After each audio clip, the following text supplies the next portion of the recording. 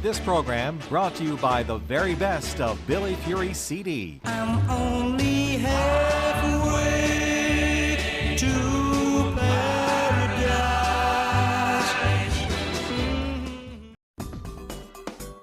This is a timeless television presentation.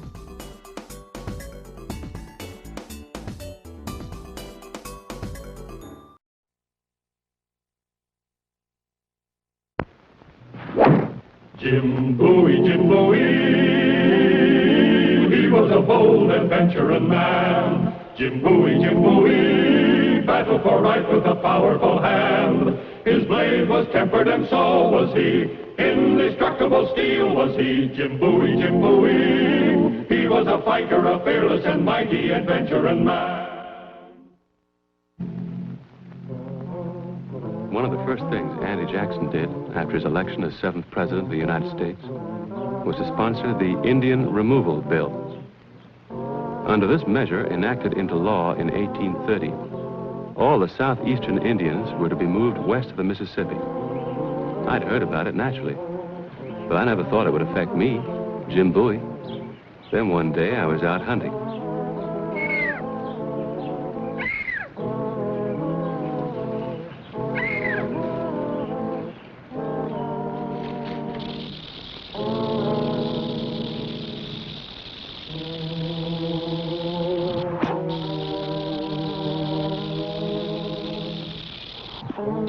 Don't move.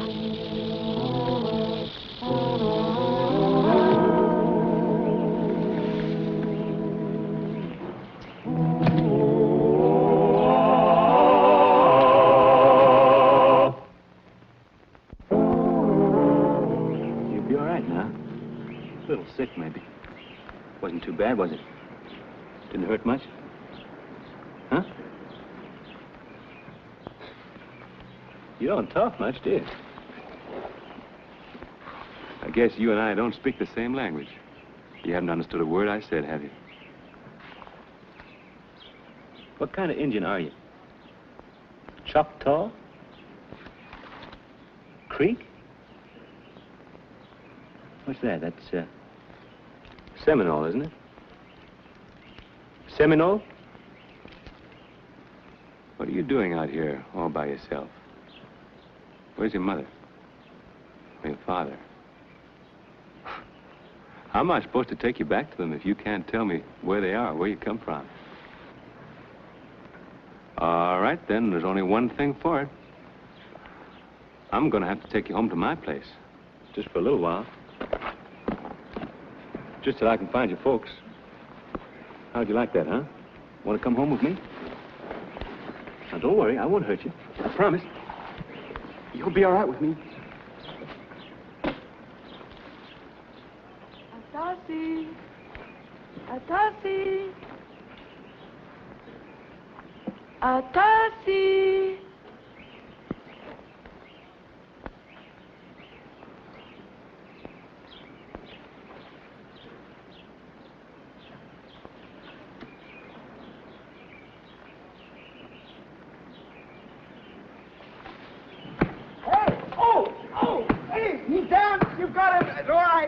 There he is. Oh! He's not hurt. You ask him. A rattlesnake bite. I cleaned it up. He'll be all right. A little sick for a while. I am sorry. I did not understand. I thought You thought I was trying to steal him? white men have stolen many Indian boys. This one shall not be a slave. Not my son. Oh, wait a minute. You shouldn't walk on that yet. I'll carry him back to your camp for you. Oh, no. Why not? I would not want Osceola to know. Osceola? My husband. Oh. The boy should not have been so far from the camp alone. He will be angry with me. I won't say anything. I can carry him. Any reason why I shouldn't come to your camp? No. Then I'll carry him. Which way do we go?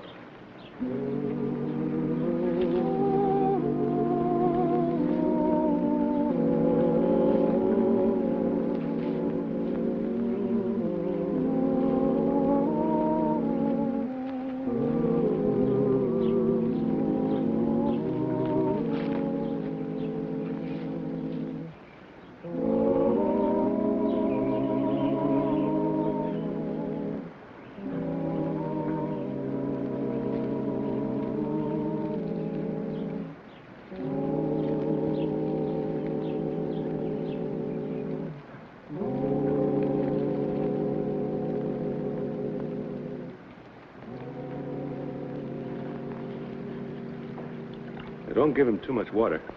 You ought to keep him cool and quiet. I guess you know all about snakebite in Florida. We haven't seen many Seminoles this far west. Your white soldiers wish the Seminole to live much farther west. You speak very good English. My mother taught me. I was raised in a white man's house. You're married to an Indian. I am an Indian. He will be here soon. Well, I said I wouldn't say anything. He will not like it. But my being here? Well, that cuts both ways.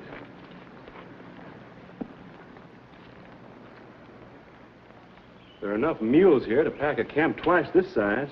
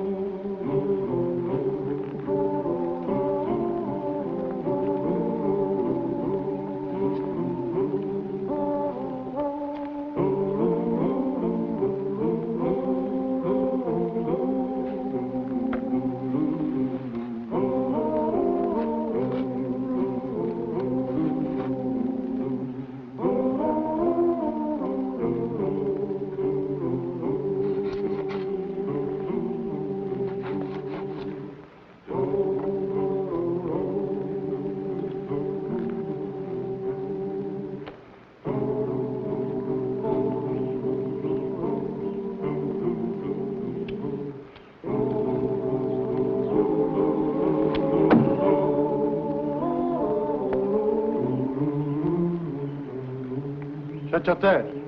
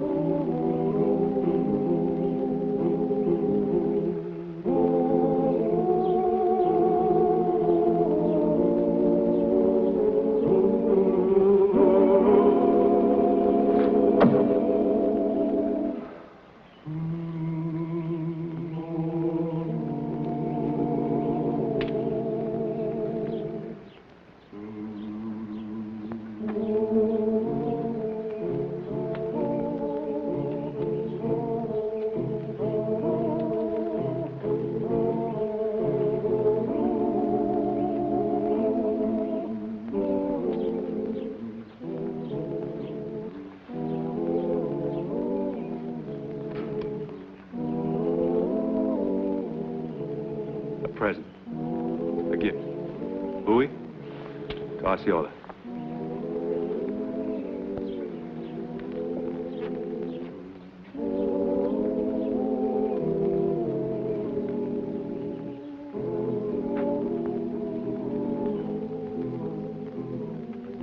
I returned home that night. The next morning, I had to go into town on an errand. And when I got back, I found two surprises.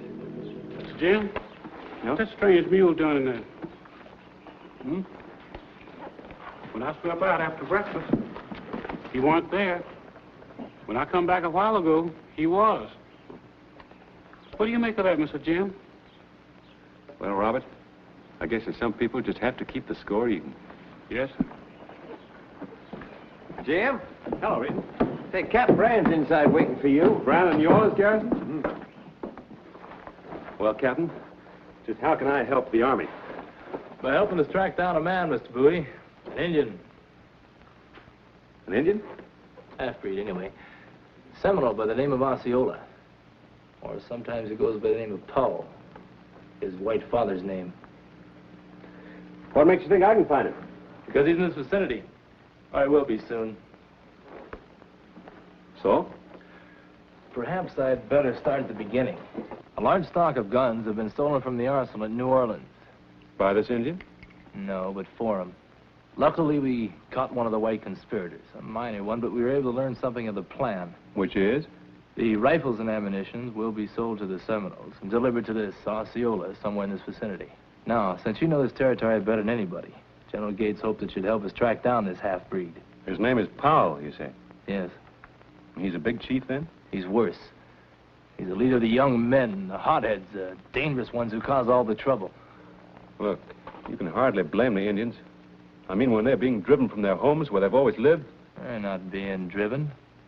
They're simply being asked to move. Yeah, 1,000 miles west to some dry hills where they have to learn a whole new way of living. How would you like that? I wouldn't object if I'd signed a treaty. Treaty? Oh, sure. Fill them up with whiskey and promises, and then get them to sign a paper they can't even read. Sir, I didn't come here to argue the Indian problem with you. Good, we can drop it then. I came here to get your help. Now, do I get it? No, sir. Jim! This is a military matter. Let the military handle it. Very well. But may I remind you, sir, this was a special request of General Gates. General Gates's officers are at his beck and call. I'm not, and you can tell him that. Sure.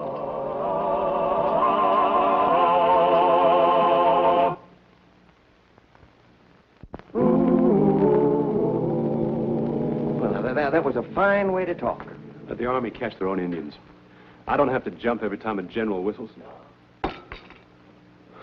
Oh, why do people have to get pushed around? You mean Osceola? Yeah. He's a human being, isn't He's a murdering savage, Jim. he? I don't blame him, Reason. Or any Indian. They're getting a raw deal, all of them. All right. Where'd you meet him?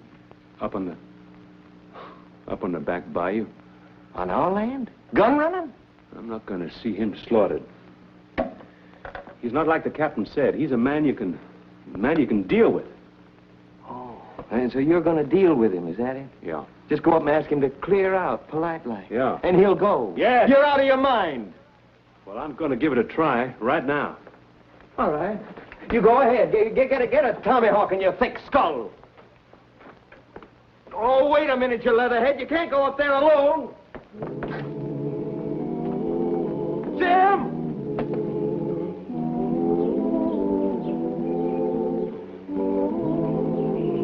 You better cover me, just in case.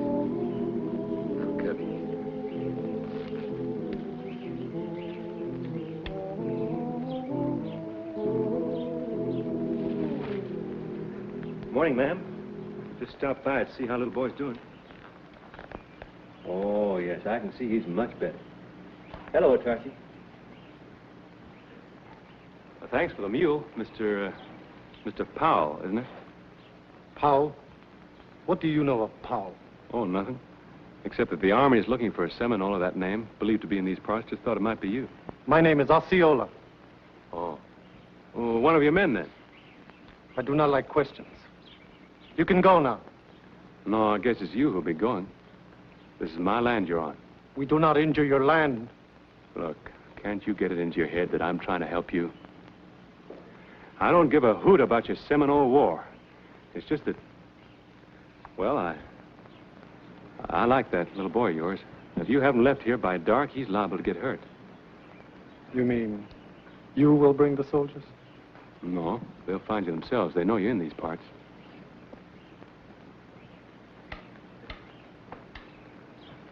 My brother's out there behind one of those trees, and I imagine his rifle's aimed just about here. And he's a real good shot. Wait. Just a little more time. The boy is still sick. We will leave by tomorrow, before dawn. All right. If you're still here this time tomorrow, I'll bring the soldiers myself.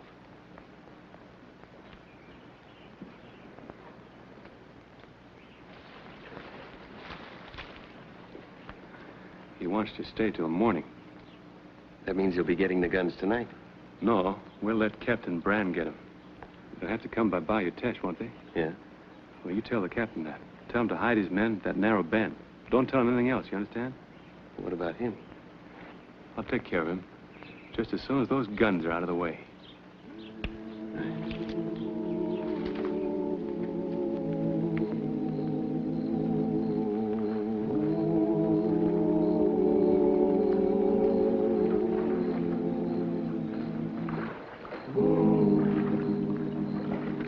All right, stop there. Stand ajar. Keep your hands up. On the bank.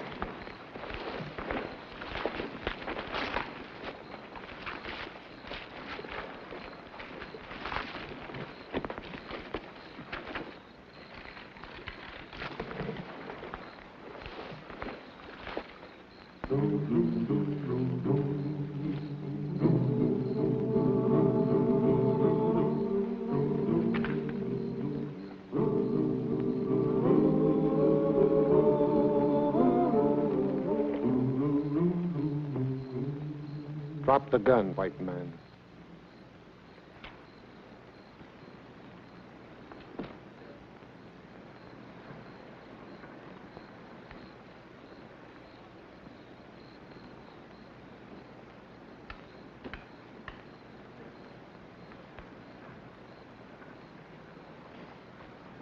What are you doing here this time?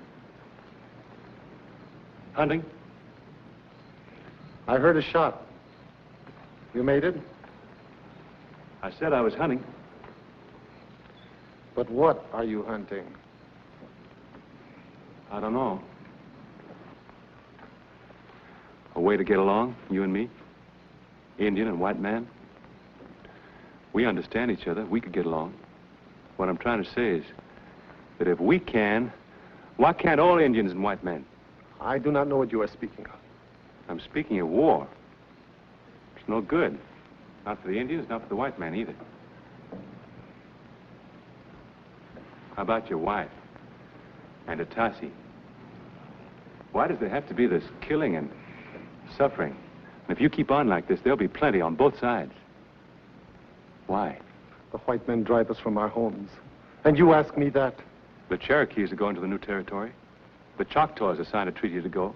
The first Seminole chief who signs a treaty. I will kill that chief. You hate white men that much? Yes. You're half white yourself. I am an Indian.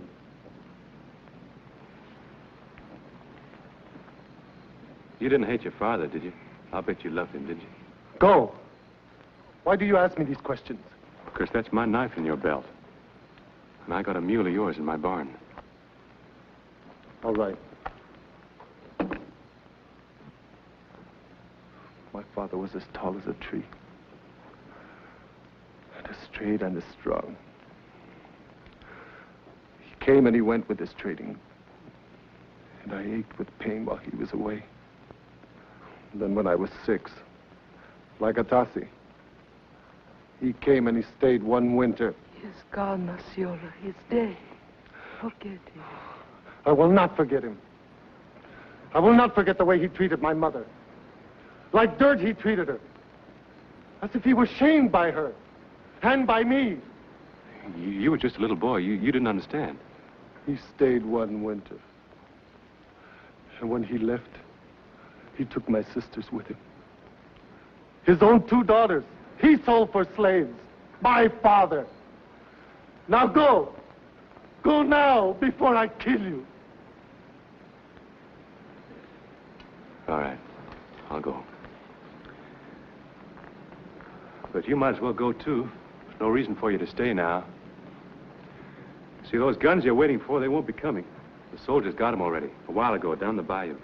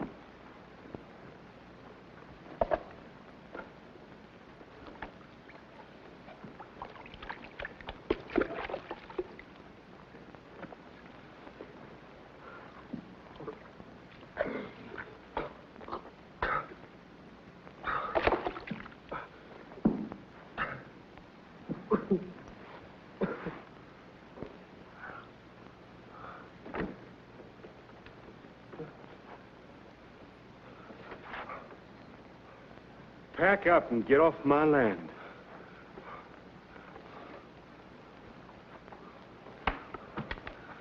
No!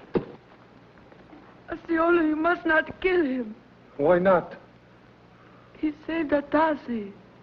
He saved your son's life. He sucked out the poison of the rattlesnake with his own lips.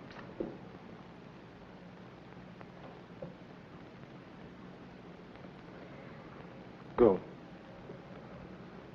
Go. We are finished.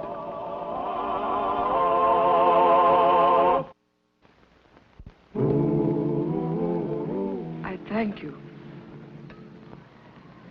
You tried. I didn't succeed.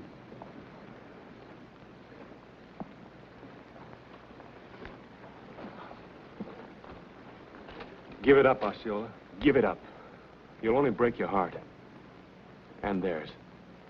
Best to stop the fighting and try and find a way to get along. Look, you loved a white man once. You can again. You made a friend in me. You can do that again. Why not start right here, right now? One Indian, one white man. It is not Osceola alone who leads the Seminole. One man cannot cause a war.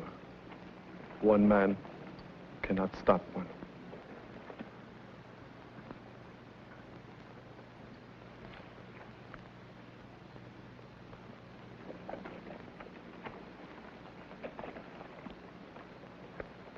If all white men were like you.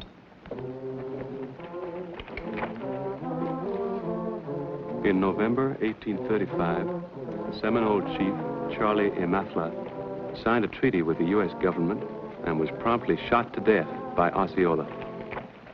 A month later, the Seminole War began. Before it was over, 4,000 Seminoles had been transported to their western home, 1,500 soldiers had lost their lives, and Osceola was dead in an army prison. The war lasted 7 years. It ended without a treaty, and there has never been a Seminole treaty. And here's the star of our show, Scott Forbes. Hello. Hope you enjoyed tonight's show, and that you'll be with us next week for another adventure in the exciting life of Jim Bowie. Unafraid from Natchez to Rio Grande, with all the might of his gleaming blade, he fought for the rights of man. Jim Bowie, he was a bold adventuring man. Jim Bowie, battled for right with a powerful hand. His blade was tempered and so was he. Indestructible steel was he, Jim Bowie, Jim Bowie. He was a fighter, a fearless and mighty adventuring man.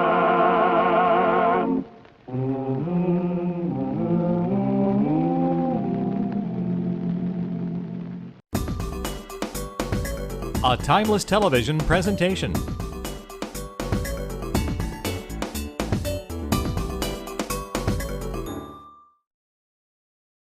This program brought to you by the very best of Billy Fury CD. Wondrous place